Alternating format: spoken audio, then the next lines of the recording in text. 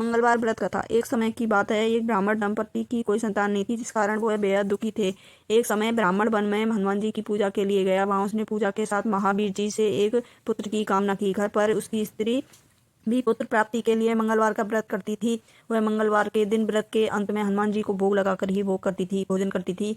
एक बार व्रत के दिन ब्राह्मणी ना भोजन बना पाई और ना ही हनुमान जी को भोग लगा सकी। उसने प्रण किया कि वह अगले मंगलवार को हनुमान जी को भोग लगाकर ही भोजन करेगी। वह भूखी प्यासी 6 दिन पड़ी रही। मंगलवार के दिन वह बेहोश हो गई। हनुमान जी उसकी निष्ठा और लगन को देखकर प्रसन्न हुए। उन्होंने आशीर्वाद स्वरूप ब्राह्मणी को एक पुत्र दिया और कहा कि तुम्हारी बहुत सेवा करेगा। बालक को पाकर ब्राह्मणी अति प्रसन्न हुई। उसने बालक का नाम मंगल रखा। कुछ समय अपरांत तक ब्राह्मण घर आया तो बालक को देखकर पूछा कि वह कौन है। पत्नी बोली कि मंगलवार व्रत से प्रसन्न होकर हनुमान जी ने यह बालक दिया है। ब्राह्मण को अपनी पत्नी की बात पर विश्वास नहीं हुआ।